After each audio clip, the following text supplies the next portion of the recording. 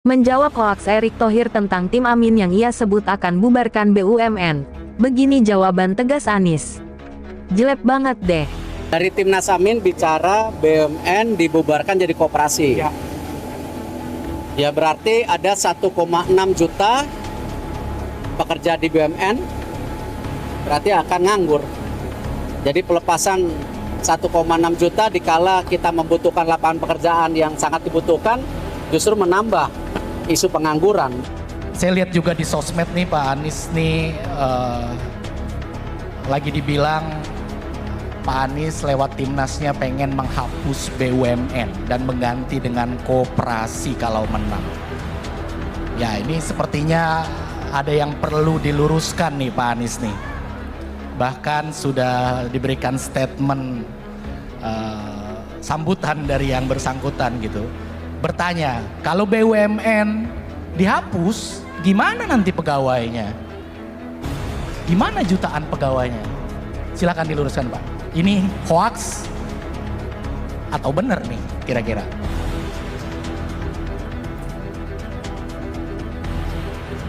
Jadi gini, ada jenis informasi yang kalau kita mendengar sudah langsung tahu ini masuk akal atau tidak.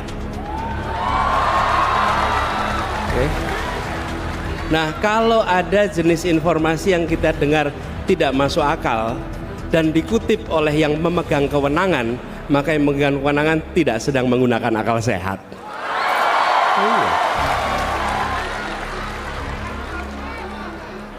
Kan kira-kira mana mungkin BUMN dihapus, mana mungkin. Jadi ketika kemudian itu malah Pak Menterinya yang ngomong, loh Pak Menterinya memang nggak berpikir kritis gitu. Di mana critical thinkingnya gitu kira-kira. Ini sebelum ngomong soal substansinya ya. Jadi ketika mendengar informasi itu kita bisa nakar, oh ini masuk akal atau tidak gitu. Ini jelas tidak masuk akal. Nah, apa yang terjadi? Malah justru harus ditata ulang. Kelihatannya BUMN kita ini sudah banyak yang mengalami problem yang terlalu besar. Kita nggak usah bahas di sini problemnya. Nanti kita mengalami penambahan pikiran. Tapi yang saya ingin sampaikan bahwa itu tidak benar, itu fitnah dan fitnah yang tidak masuk akal.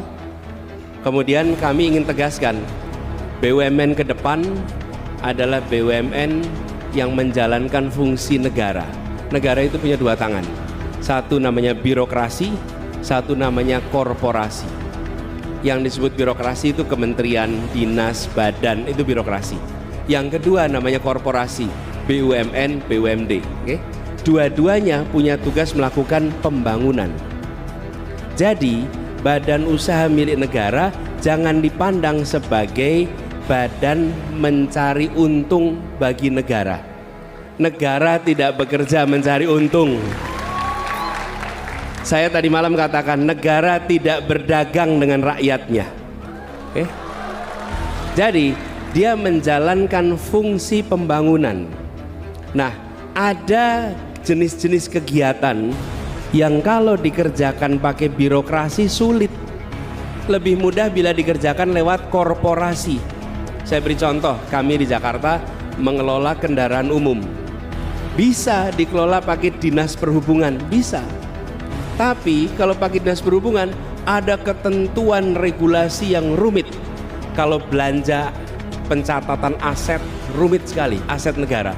Mau melepas aset rumit sekali. Mau merekrut orang rumit. Mau mengganti orang rumit. Kenapa? Karena itu adalah pegangannya birokrasi. Tapi ketika ini jadi korporasi, PT, badan usaha milik negara, milik daerah, apa yang terjadi? Belanja mudah, membuat kontrak mudah, melakukan rekrutmen dan pemberhentian mudah, ada kelenturan korporasi. Nah ini yang diharapkan ke depan. Jadi kita negara mengandalkan pendapatan dari mana? Satu dari pajak, yang kedua dari pendapatan non pajak dari misalnya sumber daya alam dan lain-lain. Tetapi badan usaha milik negara bukan diarahkan untuk mencari keuntungan, tapi diarahkan untuk menjalankan fungsi pembangunan yang baik kalau punya untung, tapi bukan sebagai prioritas nomor satu. Gitu kira-kira. Baik, jadi sudah dipastikan hoax ya. Aduh, katanya survei tinggi, kok sebar hoax, yang bener aja, rugi dong.